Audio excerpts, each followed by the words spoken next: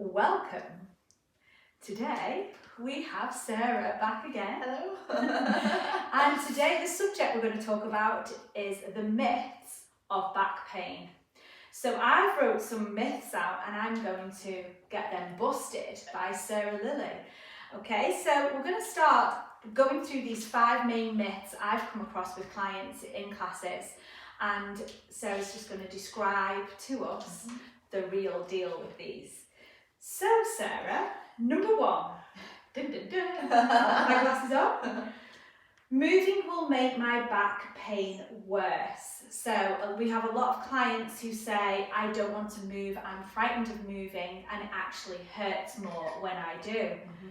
What's the answer to that? It's so important to keep moving, especially when you've got back pain. Obviously, you don't be going doing loads of crazy sliding things in the kitchen or anything really high intensity, but when you get back pain for whatever reason, it's so important that you try to keep mobile, keep your muscles working, keep the blood flowing to all of those muscles, all your nerves and your joints in your back, and over time the back pain will settle, and Pilates is really good for it. It is.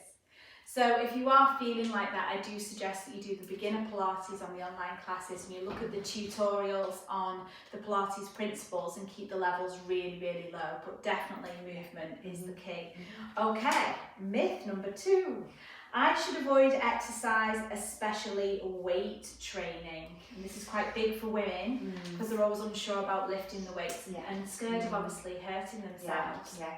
It is really important to keep exercising, and with your weight training as well, it's still fine to do. Obviously, you've got to know your own limits and what your body is capable of, especially if your back pain has flared up. If it's one of those things that comes and goes, you have to listen to your body.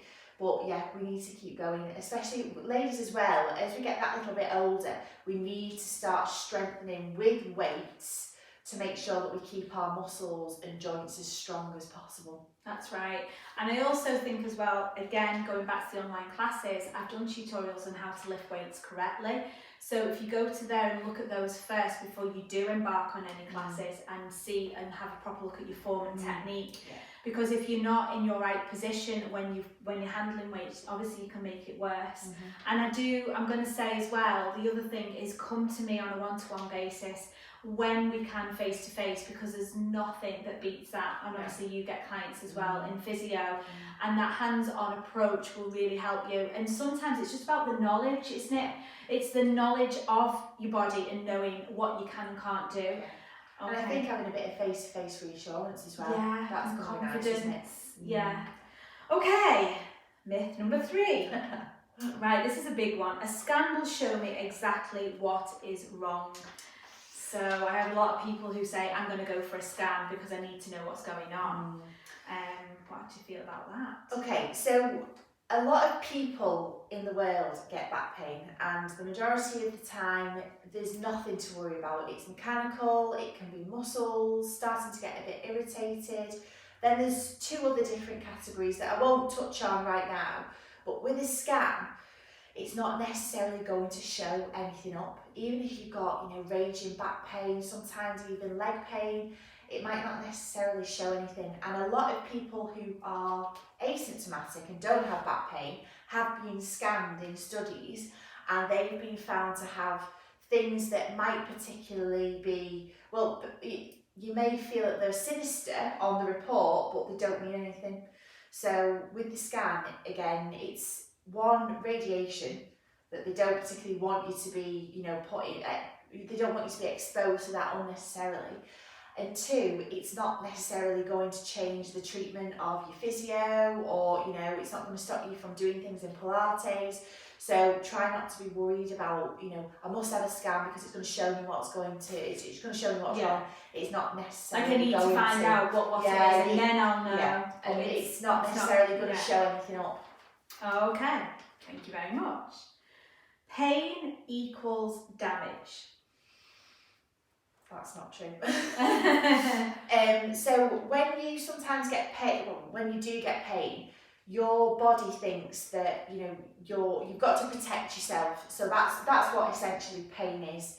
That doesn't necessarily mean that you're causing yourself any damage.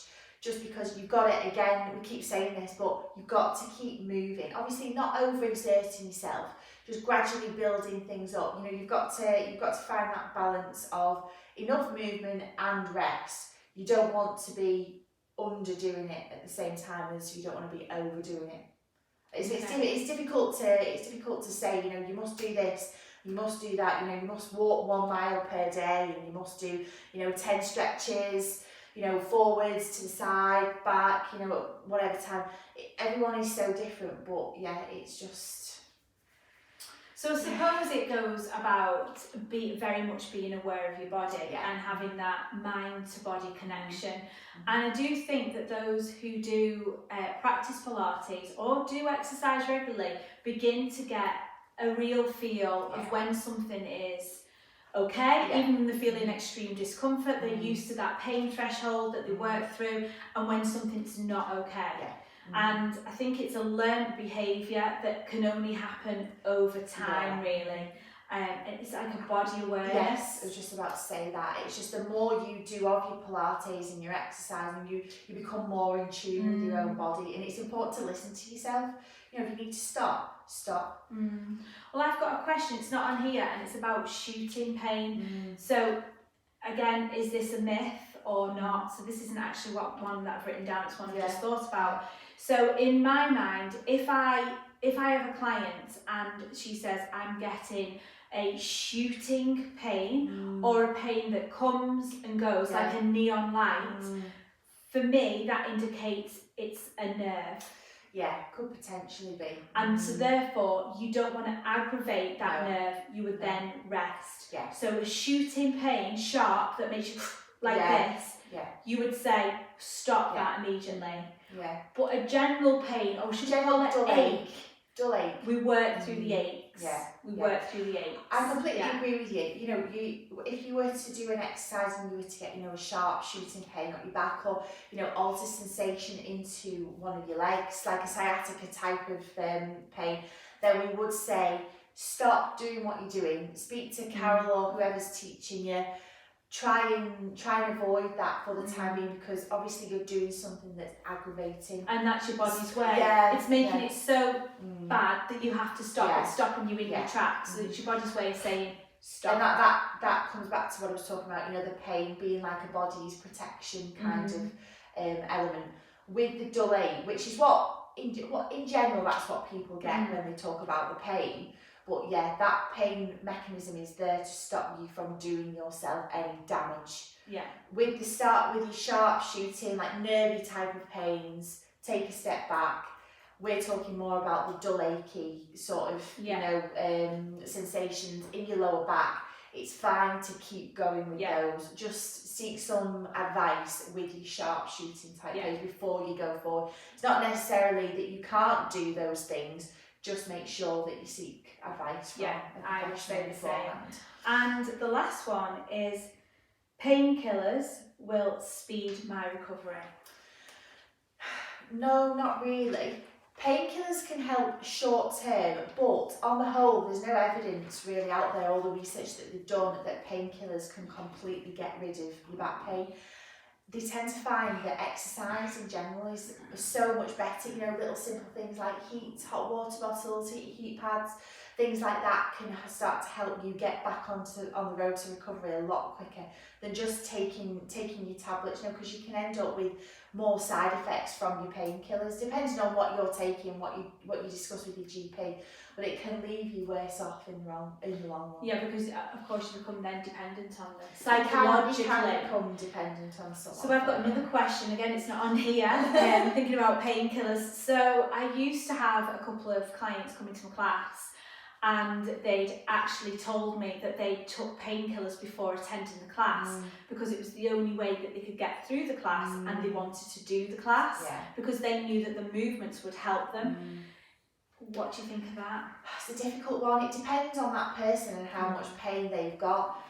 We as physios do tend to say to people, look, you know, if you do want to go out and do exercises, you can take some pain relief. Obviously, you know, very simple stuff like your paracetamol. All you want to be aware of is you don't want to be taking strong painkillers to then go and do a full class that's really intense Yeah. and actually then be worse off, because you could potentially cause some damage Yeah.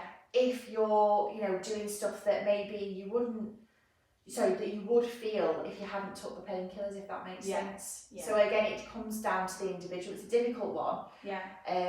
But as a rule, it's fine to take some very mild painkillers before. But you know, if you're on your stronger medications for sciatica, low back pain beforehand, you just got to weigh that up. So you can see over these, there is loads of grey areas as well. Yeah. There isn't really a right or a wrong answer.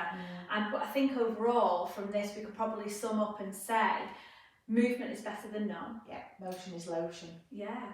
Did you hear that? Motion is lotion. I like that. And keep exercising. Yes, keep doing your Pilates. Pilates, core strength, Yeah. mobility, Yeah. flexibility. Yeah. It's all really good for just making you feel better. You then start to get that confidence of, oh, my back's not hurting quite as much. You know, you feel like you're able to do more things around the house or whatever it is you do on a daily basis. So yeah, And keep body moving. and mind connection, Yes. being aware of your body and being aware of how you move. Yeah. And moving in a slow and controlled way when you're doing Pilates, and making sure you adhere to the Pilates principles as well. Yeah, absolutely. Okay, well done. Thank you very much, Sarah. Thank you very much for having me.